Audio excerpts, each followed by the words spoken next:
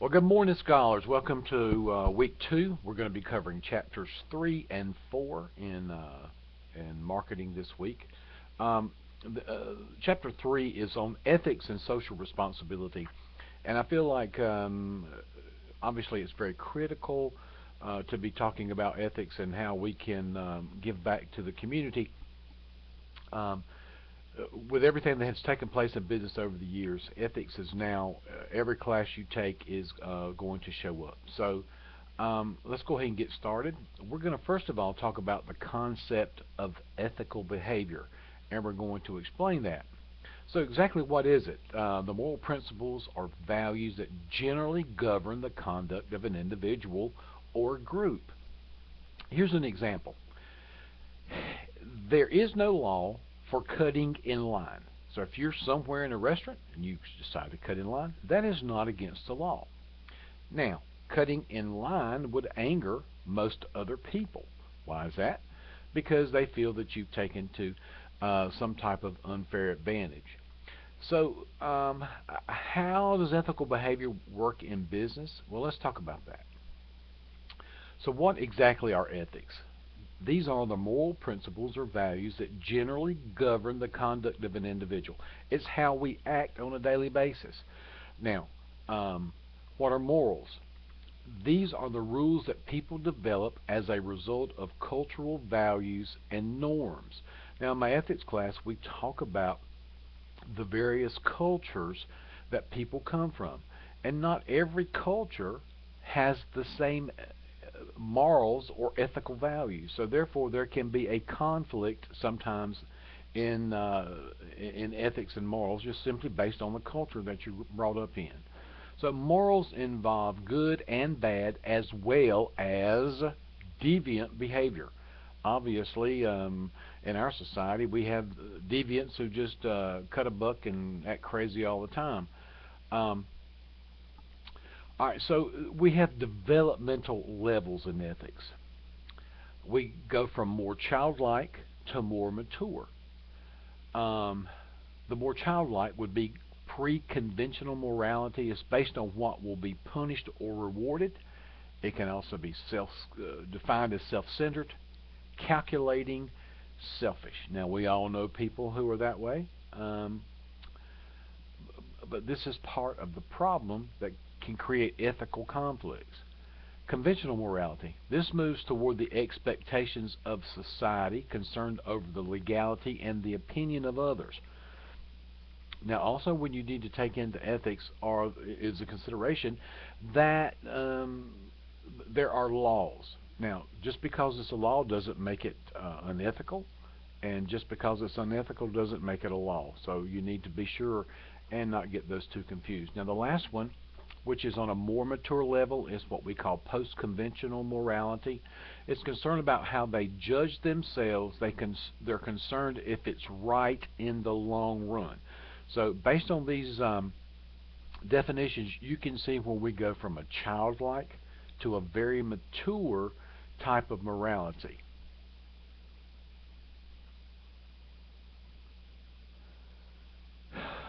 Here's an ethics case that goes beyond the book. It's called Dell, an ethics case.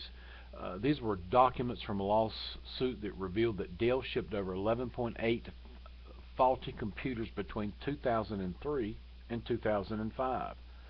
There was an internal investigation revealed extensive problems, but Dell tried to cover up the problem, telling its sales teams not to mention um, this issue. Dell at times used faulty components to fix broken computers. Dell took a $300 million charge to fix the computers, but only in response to stakeholders' demand. So obviously this is very critical. Dell had been reputable. Obviously this hurt their reputation. Our ethical decision making, there are some possibilities or some factors that we need to take into consideration that influence some decisions. Number one, extent of problems. Number two, top management actions. Number three, potential consequences. Number four, social consensus. 5, probability of harm. 6, time until consequences, and 7, the number affected. Now, these are all critical. These are factors that I think come into consideration. So, how do you create a code of ethics? We need to have some type of ethical guidelines. Number one, it helps to identify the acceptable business practices. Whatever is involved in your business, you need to make sure that you do the correct thing in every aspect of your business. Number two, it helps control behavior internally. Now, can we legislate morality? We cannot. Obviously, if we did, there would be no more murders, no more drunk drivers. All the illegal things would be done away with. But what we can do by having a code of ethics is increase the awareness of how we need to act and respond in a business situation. A code of ethics can also avoid confusion in decision making. Um, Sometimes there are no right or wrong answers. You can be involved in a dilemma where you have to pick the lesser of two evils. But I think understanding and having a code, it will help those decisions to be made a little easier. And finally, a code of ethics facilitates discussion about right and wrong. Remember, we learn morals and principles from our culture. And again, there can be conflicts in the various cultures that we find around the world. Our ethics in other countries. Um, the United States has a law called the Foreign Corrupt Practices Act. It prohibits corporations here in the United States from paying or making illegal payments to foreign officials. Um, Other countries do it. That doesn't make it right. However, it has been criticized that it puts United States businesses at a disadvantage when they cannot come up with some sort of payment to these other countries. It has encouraged some countries to implement their own anti-bribery laws. Now, bribery is obviously a critical situation in third world countries. Some of these countries are very corrupt, and uh, in the long run have created many problems. All right, let's talk about corporate social responsibility. Um, what exactly is it? Corporate social responsibility is how organizations give back to the community and to societies in which they operate. It covers a very topic of things from everything from morals to philanthropic giving. So what are the pros? It's the right thing to do. Businesses have the resources to devote to fixing social problems. It prevents government regulations and sometimes potential fines. And it can be profitable in the long run because obviously if you give back to the community is going to support you. All right, what are the cons? It takes the focus away from making the profits. Business executives spend shareholder money on environmental initiative. Now that's not really a con because obviously we need to take care of our environment for our generation and future generations as well. In your book, you have an exhibit. It's called 3.1. It's called the Pyramid of Corporate Social Responsibility.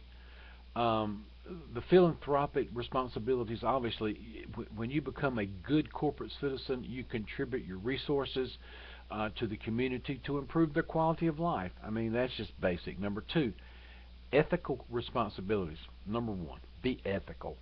Do what's right, just, and fair. And then if you avoid harm to everyone concerned, you can expect good returns. Number three, legal. Um,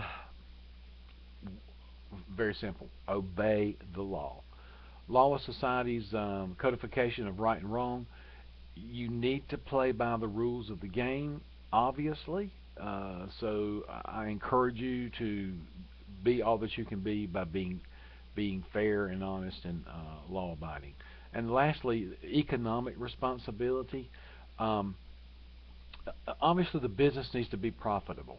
Profit is the foundation on which all other responsibilities rest. You've heard me talk many times that unless a business is successful, and that's financially, they cannot stay in business. Businesses close.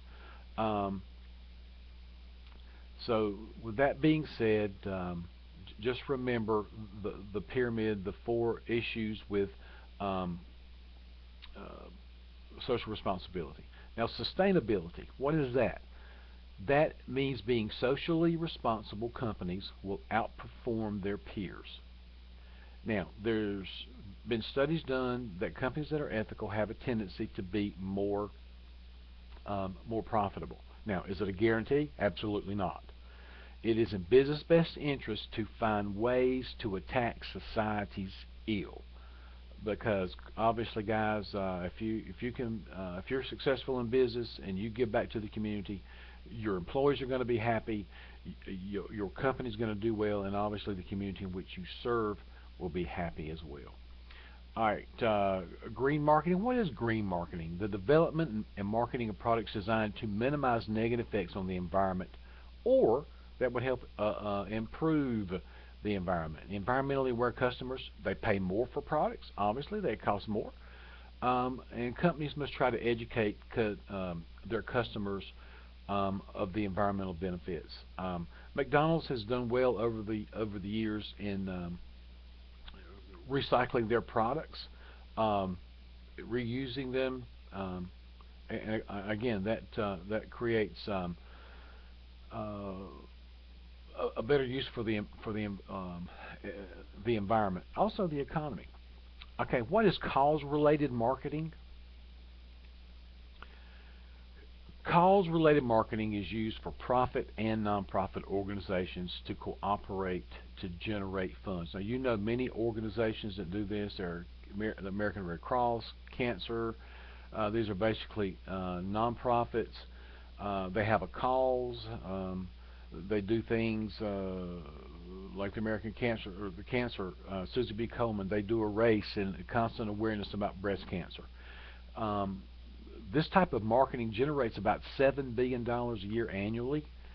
Um, and here's a bad thing. Here's the flip side of that. Too many can cause customer fatigue. So remember that people will do what they can to obviously help, but when you continually throw things at them, wanting money or encourage, it's not good. All right.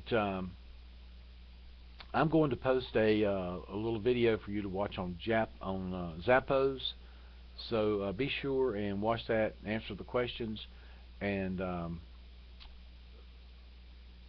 remember, read your book, answer your discussion questions, do your homework in Cengage, and then I'll post a chapter 4 little lecture. Thanks. Have a great day.